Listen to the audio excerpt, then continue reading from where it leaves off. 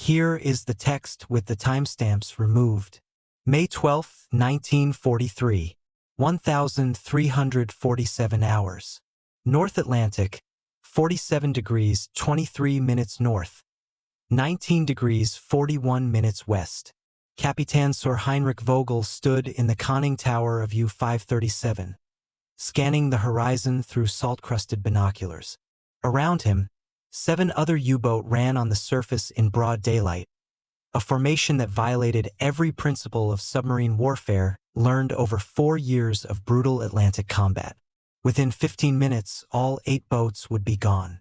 Not to destroyers, not to corvettes, but to aircraft that shouldn't have been able to reach this far into the Atlantic at all. The Americans called them Liberators, and on that spring afternoon they would live up to their name in the most devastating 15 minutes of anti-U-boat warfare the Kriegsmarine had ever experienced. The catastrophe that would unfold in the mid-Atlantic on May 12, 1943 began 6 weeks earlier in the concrete bunkers of Lorient, France. Gross Admiral Karl Donitz, Commander-in-Chief of the Kriegsmarine, had summoned his senior U-boat commanders for an emergency conference. The topic, Allied air power, was strangling the Wolfpack tactics that had nearly won the Battle of the Atlantic. Kapitän Sor Heinrich Vogel, commanding the 9th U-boat flotilla, presented a radical proposal documented in Kriegsmarine operational records. His analysis of Allied patrol patterns revealed a gap, a zone between 600 and 800 nautical miles from Newfoundland, where air coverage should be impossible. The consolidated B-24 Liberator had a documented range of 2,100 miles, but combat operations with full bomb load and patrol time reduced effective radius to approximately 600 miles from coastal bases. Vogel's plan was mathematically precise. By forming a surface convoy of 8 U-boat in the mid-Atlantic gap, they could achieve sustained speeds of 17 knots, triple their submerged speed of 5 to 6 knots. The formation would cross the Atlantic in 5 days rather than the 15 required for individual submerged transit. The operational mathematics appeared flawless. The gap zone measured 400 nautical miles wide. Allied patrol aircraft would need 8 hours of flight time just to reach the zone's edge, leaving minimal loiter time for patrol operations. BDU, Befehlshaber der U-Boot, Command approved Operation Seeteufel, Sea Devil, on April 3, 1943. 8 Type 9 U-boats were selected for their extended range capabilities. According to Kriegsmarine records, these boats displaced 11 20-ton surfaced, carried 22 torpedoes, and mounted 37mm and 20mm anti-aircraft guns. The boats selected were U-537, U-541, U-543, U-546, U-548, U-552, U-558, and U-564. The intelligence failure was absolute.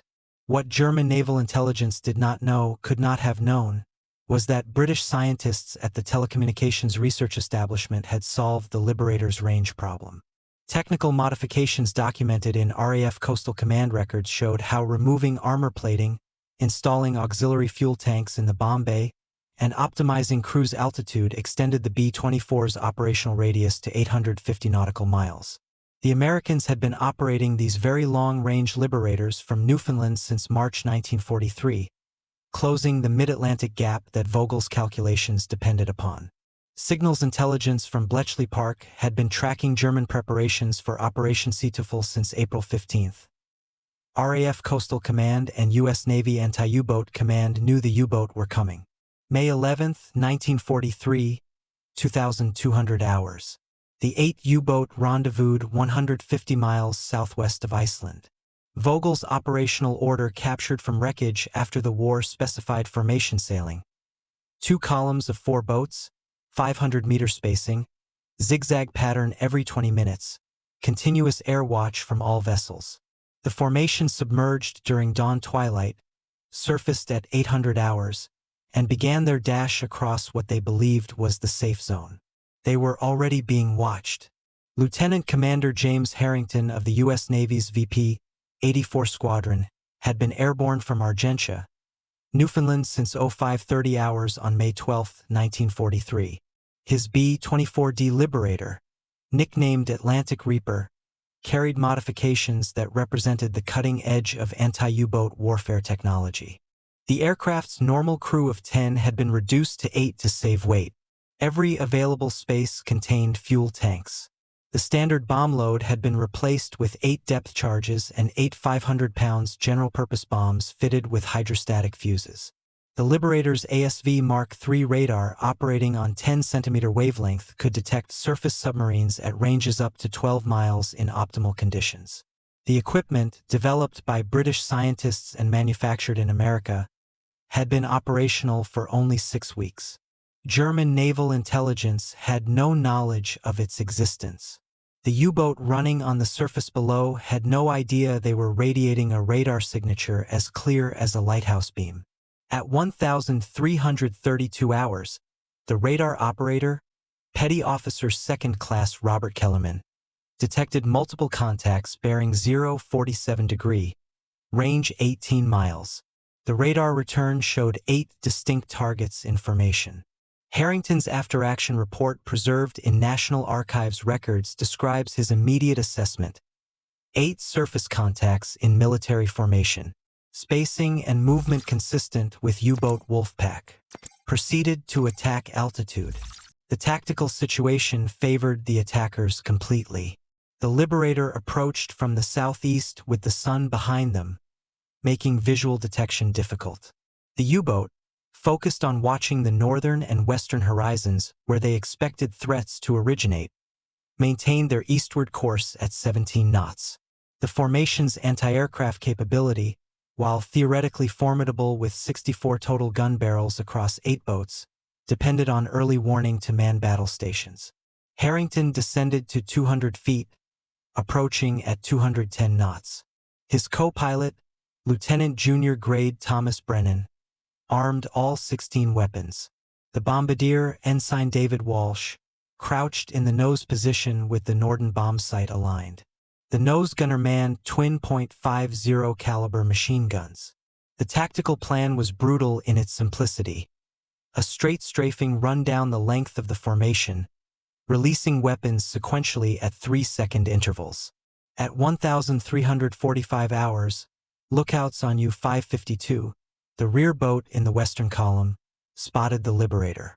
Captain Lieutenant Klaus Forster, commanding U-552, transmitted the warning, "Aircraft bearing 135, altitude low, closing fast." The radio message, intercepted by Allied listening stations, would be U-552's last transmission. 7 U-boat commanders simultaneously recognized their nightmare scenario. Caught on the surface by a 4-engine bomber with nowhere to run. Emergency dive procedures required 30 to 35 seconds from alarm to submergence. The Liberator was 40 seconds away. The anti-aircraft crews scrambled to their weapons, but coordination was impossible. Each U-boat captain faced an immediate tactical decision: dive and become a stationary target, or remain surfaced and fight with hastily manned guns. Vogel in U-537 at the formation's head made the decision that sealed their fate. He ordered all boats to remain surfaced and engage. It was the last order he would ever give. Before we jump back in, tell us where you're tuning in from. And if this story touches you, make sure you're subscribed, because tomorrow I've saved something extra special for you. 1,347 hours and 12 seconds. The Liberator's nose guns opened fire at 800 yards. Tracer rounds, 1 in every 5 bullets, phosphorus tipped for visibility, streaked toward the lead U-boat in brilliant lines that appeared almost leisurely in their flight. The .50 caliber rounds, each weighing over 1.7 ounces and traveling at 2,900 feet per second, reached U-537's conning tower in 1.2 seconds. The effect was instantaneous and catastrophic. Kapitän Lieutenant Heinrich Vogel, still standing in the conning tower with binoculars raised, was struck by 3 rounds simultaneously. The armor-piercing incendiary bullets tore through the thin steel plating of the conning tower as if it were paper. 4 other crew members on the bridge died in the first 2 seconds of the attack. The lookout attempting to reach the 37mm gun never made it. His body fell backward into the open hatch, blocking the emergency dive procedure. The Liberator's bombardier released the first depth charge at 1,347 hours and 18 seconds. The 650 pounds Mark 44 depth charge set for shallow detonation at 25 foot fell away from the bomb bay. It struck the water 40 feet ahead of U-537's bow. The hydrostatic fuse triggered at precisely 25-foot depth. 300 pounds of Torpex explosive, 50% more powerful than TNT, detonated in a massive underwater explosion that created a pressure wave traveling at 5,000 feet per second through the incompressible medium of seawater. U-537's bow lifted completely out of the water from the force of the underwater detonation. The pressure hull, designed to withstand gradual compression at depth, could not survive the instantaneous shock wave from a close proximity explosion. Rivets sheared along the forward compartment seams. Seawater flooded into their torpedo room at tremendous pressure. The boat's forward momentum drove the damaged bow downward. Within 8 seconds of the depth charge detonation, U-537's bow pointed at a 45 degrees angle toward the ocean floor, 2,400 feet below. The Liberator continued its strafing run at 200-foot altitude, 210 knots airspeed. 3 seconds after the first depth charge release, the second weapon fell toward U-541. Captain Lieutenant Werner Hartmann had managed to get his boat into a crash dive. The conning tower hatch was sealed. The diving planes were set to maximum down angle. The boat had achieved approximately 15 feet of depth when the depth charge exploded 30 feet from the stern. The explosion occurred at the worst possible moment in the dive sequence. The stern was still near the surface while the bow had descended to 25 feet, presenting maximum surface area to the pressure wave. The force of the blast crushed the after torpedo room and ruptured fuel tanks. Diesel fuel mixing with seawater created a massive slick on the surface. The submarine's stern rose at an impossible angle, almost vertical, as flooding forward compartments dragged the bow downward. 47 men died in the lightless interior as their boat became their tomb. U-543, commanded by Oberleutnant Zur See Hans-Jürgen Offermann, attempted to fight back. The 37mm gun crew had reached their weapon and opened fire. The anti-aircraft gun, capable of firing 80 rounds per minute, sent shells toward the Liberator in desperation. 3 rounds struck the bomber's port wing, punching holes through aluminum skin, but missing critical systems. The return fire from the Liberator's waist guns killed 4 of the 5-man gun crew instantly. The third depth charge fell at 1,347 hours and 24 seconds. It detonated directly beneath U-543's pressure hull amidships, the most vulnerable point. The explosion lifted the entire 1,120-ton submarine clear of the water. Crew members below decks were thrown against bulkheads with bone-crushing force. The pressure hull cracked along its length with a sound like a cannon shot. U-543 broke in half. Both sections sank in less than 20 seconds, taking all 52 crew members down with air still in their lungs and terror in their hearts. 12 seconds had elapsed since the attack began. 5 U-boat remained, and the Liberator still had 13 weapons aboard. Preparing and narrating this story took us a lot of time. So, if you are enjoying it, subscribe to our channel. It means a lot to us. Now back to the story. The tactical timeline reconstructed from Liberator crew debriefing reports and recovered German log fragments reveals the mechanical precision of the destruction. At 1,347 hours and 30 seconds, 18 seconds into the attack, U-546 attempted what would prove to be the formation's only successful emergency dive. Corvette Captain Paul Dietrich had recognized the hopelessness of surface combat the instant U-537's conning tower exploded under machine gun fire. His crew executed the crash dive procedure flawlessly. The conning tower hatch slammed shut.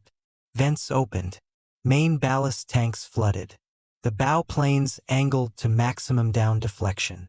The submarine achieved 30 feet of depth when the fourth depth charge detonated 50 feet from the hull. At that depth, the pressure hull could withstand the shock wave. The boat shuddered violently. Light bulbs shattered throughout the interior. Crew members were thrown against equipment, but the hull held. Dietrich ordered the boat to 200 feet and emergency speed. U-546 escaped, damaged but operational. Of the 8 U-boat in Operation Seeteufel, it would be the only survivor. 48 men owed their lives to Dietrich's instant decision to dive rather than fight. But survival meant leaving 7 sister boats to their fate, a choice that would haunt every survivor for the rest of their lives. The Liberator's bomb run continued with devastating efficiency. U-548, commanded by Captain Lieutenant Friedrich Ilrich, caught fire after the 5th depth charge detonation ruptured diesel fuel lines. The explosion occurred at 1,347 hours and 36 seconds. Burning fuel spread across the water faster than men could swim. 23 crew members abandoned ship. 18 died in the flames.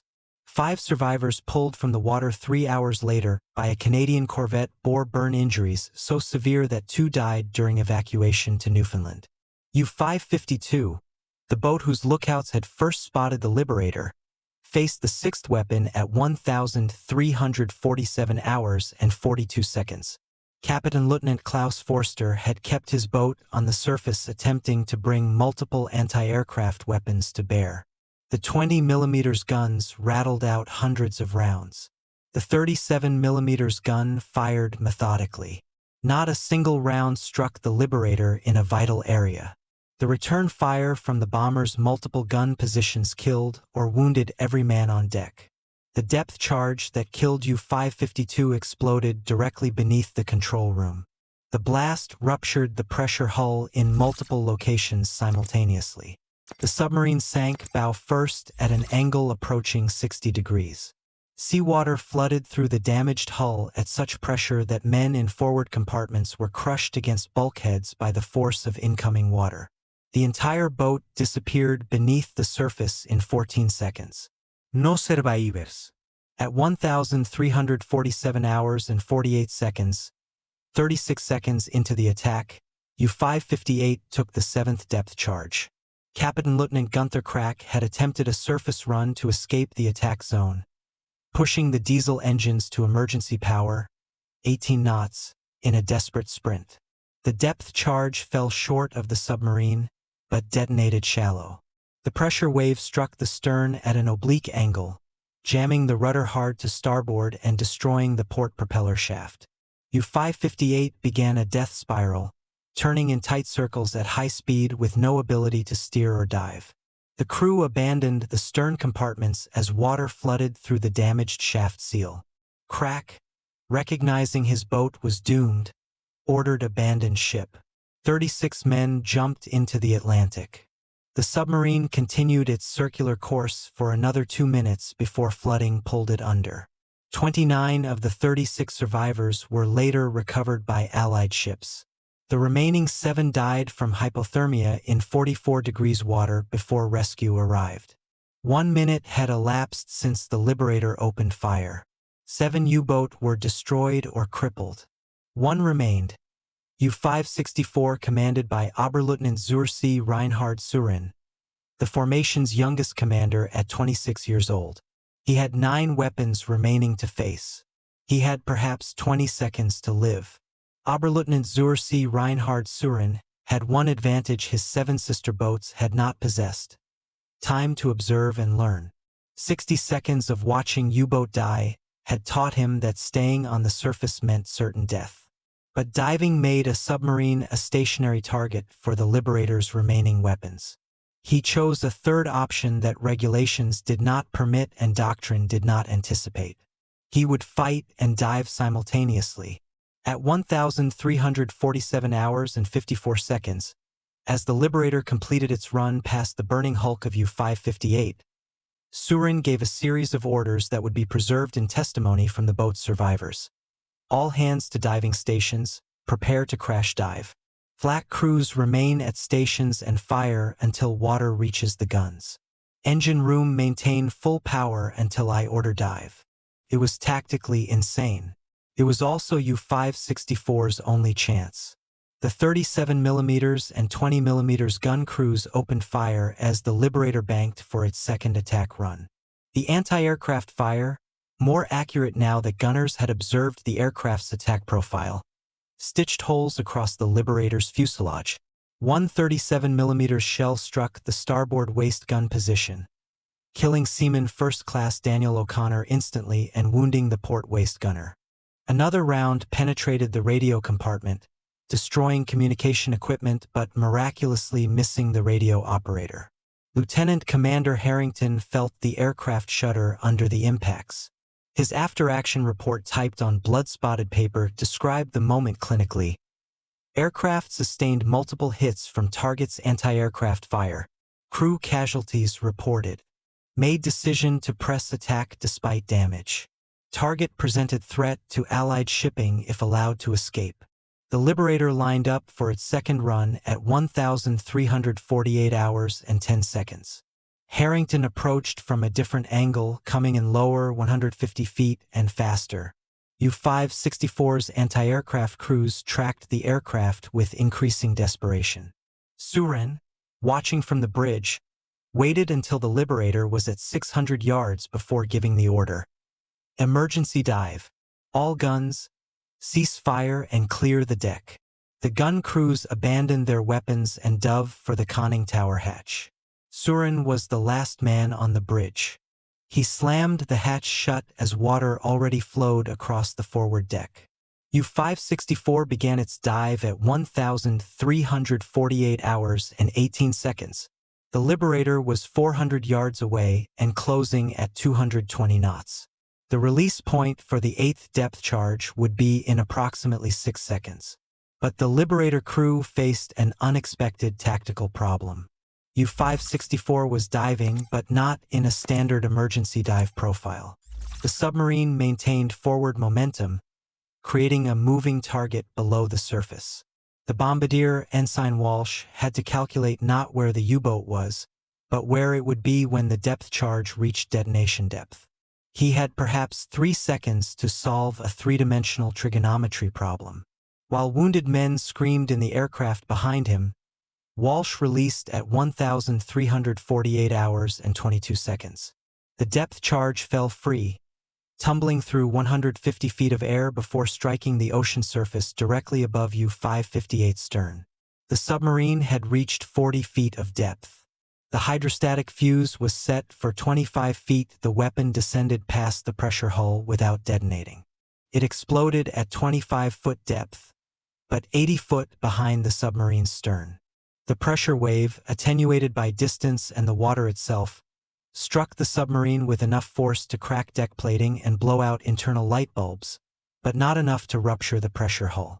U-564 descended to 250 feet, leveled off, and continued eastward at slow speed. Suren, standing in the control room with blood running from a cut on his forehead, knew he had just experienced the luckiest moment of his life. Above, the Liberator circled the wreckage field, searching for the submarine that had escaped. 8 depth charges remained, but U-564 had disappeared into the Atlantic depths, and the Liberator's fuel gauges showed time to return to base. At 1,348 hours and 45 seconds, the attack ended. Elapsed time, 1 minute 33 seconds. U-boat destroyed. 7. Survivors in the water, 68. Kriegsmarine losses, 382 men dead or missing. The Liberator Atlantic Reaper turned northwest at 1,349 hours, climbing to 1,000 feet for the 8-hour flight back to Argentia. Lieutenant Commander Harrington's fuel gauges showed 900 gallons remaining, enough for the return flight with minimal reserve. The crew treated their wounded and counted their damage. 23 holes in the fuselage, 1 man dead, 2 wounded. The starboard waist gun destroyed. Radio communications inoperative. For this price, they had destroyed 7 U-boat and scattered 68 German submariners into the North Atlantic. Below, The survivors of Operation Seeteufel struggled in 44 degrees water. Captain Lieutenant Friedrich Ilrich, blown overboard from U-548, clung to a wooden ammunition crate with 3 other men. His watch, still functioning despite immersion in seawater, showed 1,355 hours. The attack that had destroyed his world had lasted less than 2 minutes. He watched the Liberator disappear into the northwest sky, and new rescue would not come from that direction. The Canadian corvette HMCS Drumheller, operating as part of Escort Group C2, received the coded transmission from Argentia at 1,442 hours. The message, forwarded through naval intelligence channels, provided precise coordinates and described multiple U-boat sinkings with survivors in the water. Commander Anthony Griffin, commanding Drumheller, immediately altered course to maximum speed, 16 knots, toward the position 180 miles northeast of his patrol station.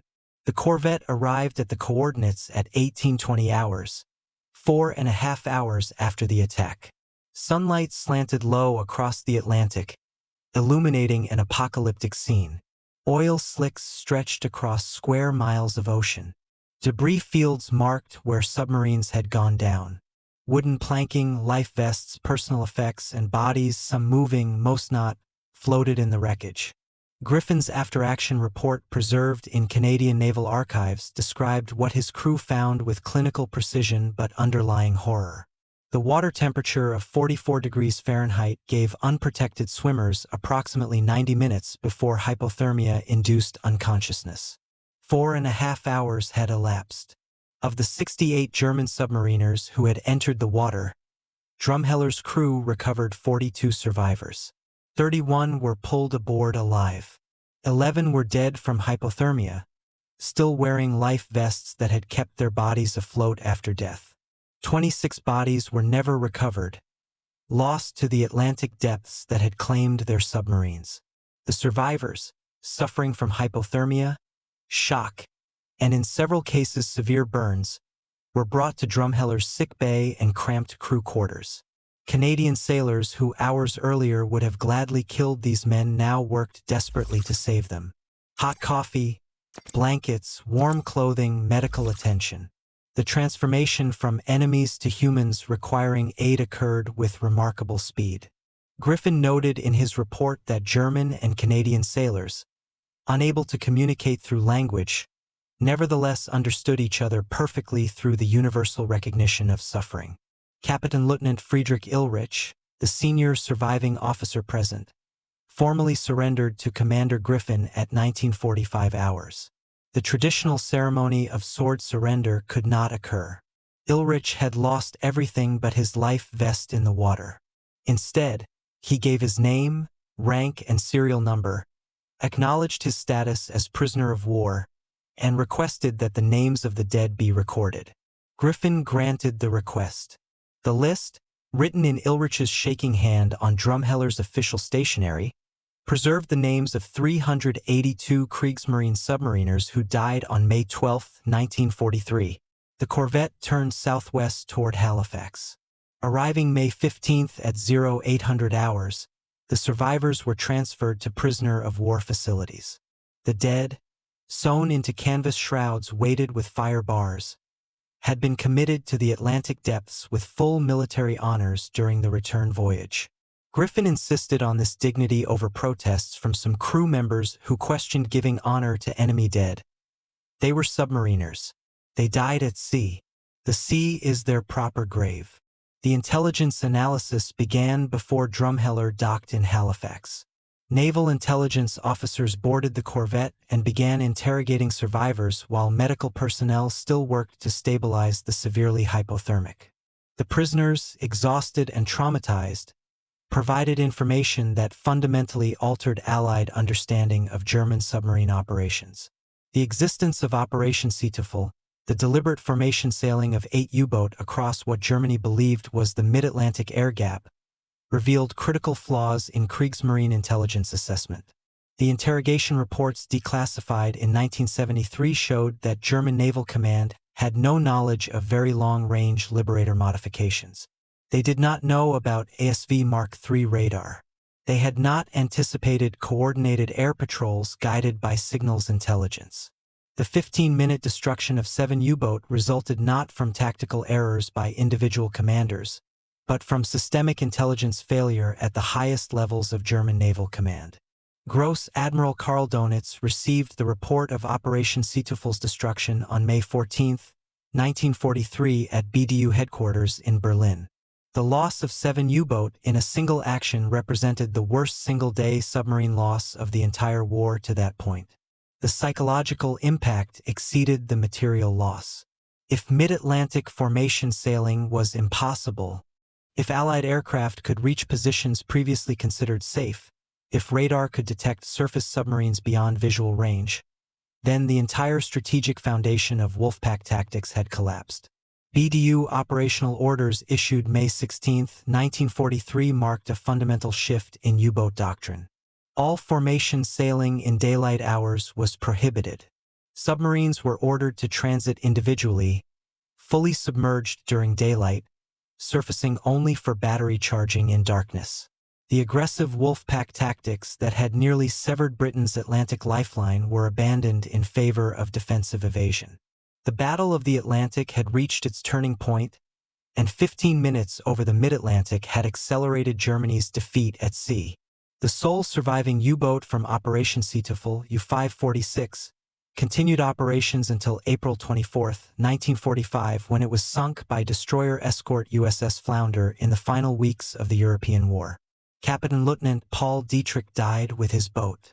Of the crew that had survived May 12, 1943, only 16 lived to surrender. They carried survivors' guilt for having escaped while 382 comrades died, a burden documented in post-war psychiatric studies of U-boat veterans. Lieutenant Commander James Harrington received the Navy Cross for the action on May 12, 1943. His citation noted that his aggressive attack, despite heavy anti-aircraft fire and at great risk to his aircraft and crew, resulted in the destruction of 7 enemy submarines and the removal of a major threat to Allied shipping. He flew 37 more combat missions before rotating stateside in November 1943. He survived the war and died in 1987 at age 72, never speaking publicly about the 15 minutes that killed 382 men. The 31 German survivors spent the remainder of the war in Canadian and American prisoner of war camps. Under Geneva Convention protocols, they could not be required to perform military labor, but many volunteered for agricultural work in Canadian farms facing labor shortages. Post-war testimony from these survivors revealed that witnessing Canadian treatment of prisoners, humane, respectful within international law, fundamentally altered their understanding of the enemies they had fought. Captain Lieutenant Friedrich Ilrich, senior survivor of U-548, returned to Germany in 1947 and became a merchant marine officer. In 1963, he attended the christening of HMCS Marguerite, successor to HMCS Drumheller, as an honored guest. His speech at the ceremony, preserved in Canadian Naval Archives, acknowledged that Commander Griffin and his crew showed us the honor that warriors can extend to defeated enemies, saving our lives and treating us with dignity when we had no right to expect anything but the death that claimed our comrades. The 15 minutes over the North Atlantic on May 12, 1943 demonstrated what industrial capacity, technological innovation, and tactical courage could achieve against an enemy that had dominated submarine warfare for 4 years. The Liberator that should have been able to reach that far into the Atlantic. The radar that German intelligence did not know existed. The depth charges that arrived with precision despite anti-aircraft fire. The combination proved unstoppable. Today, the coordinates 47 degrees 23 minutes north, 19 degrees 41 minutes west, mark no memorial. The Atlantic reveals nothing of what occurred there. 7 U-boat rest on the ocean floor, 2,400 foot down in darkness and cold. The 351 men who died with their boats remain at their posts, eternal submariners in steel tombs. The mathematics of war reduced them to statistics. 7 boats destroyed, 382 casualties, 15 minutes of combat. But each number represented a man who kissed his family goodbye, boarded a submarine believing his defensive calculations were correct, and learned too late that technology had rendered courage irrelevant. The survivors, German and Allied alike, carried different memories of that afternoon. The Germans remembered the terror of watching their world explode around them, the cold Atlantic claiming comrades, and the unexpected mercy of enemies who saved them. The Liberator crew remembered the mechanical execution of their mission, the anti-aircraft fire tearing through their aircraft, and the knowledge that each depth charge they released killed men who had no chance to escape. War transforms humans into components of industrial systems where individual courage matters less than technological superiority. The 15 minutes over the North Atlantic proved this truth with brutal clarity. The brave men who died in uboat that afternoon lost not because they lacked courage or skill, but because they fought with tools inferior to their enemies. Their sacrifice bought Germany nothing but delay. Their deaths demonstrated that in industrial warfare, victory belongs to not the brave, but to those with better machines, better intelligence, and better logistics to support them. The last surviving engagement, a German machinist's mate who had been pulled from the water by Drumheller, died in 2003 at age 81. With him died the final first-hand memory of 15 minutes that changed submarine warfare forever. What remains are documents, photographs, and the ocean that keeps its secrets. The Atlantic holds 7 submarines and 351 dead submariners, witnesses to the moment when technology overwhelmed courage and industrial capacity crushed tactical innovation. Up next, you've got 2 more standout stories right on your screen. If this one hit the mark, you won't want to pass these up. Just click and check them out. And don't forget to subscribe and turn on the notification bell so you don't miss any upload from us.